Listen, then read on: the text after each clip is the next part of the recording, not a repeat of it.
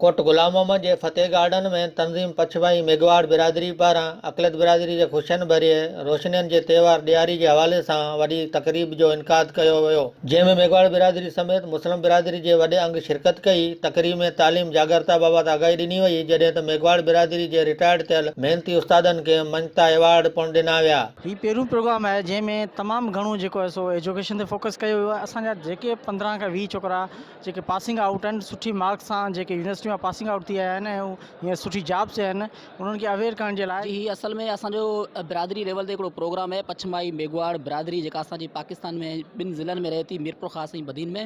असां उन्हनि जे लाइ हिकिड़ो तालीमी सेमिनार करायो आहे, जंहिंजो मक़सदु आहे असांजा नौजवान जेकी शागिर्द आहिनि ऐं उन्हनि खे मञता तौरु एवार्ड ॾिनो वञे। असांजे रिटायर्ड टीचर आहिनि, उन्हनि जे एज़ाज़ में असां उन्हनि खे एवार्ड ॾिना अथव। को प्रोग्राम रचियो वियो आहे ऐं नौजवान जेका मेघवाड़ वेलफेयर एसोसिएशन जा जेके दोस्त आहिनि, उन्हनि जेका आहे इहा वरी हिकिड़ी कोशिशि कई आहे। कैमरामैन शाली ख़ास के लिए हसन कैमकानी सां गॾु जावेद कालरो, सन टीवी न्यूज़, कोट गुलाम मोहम्मद।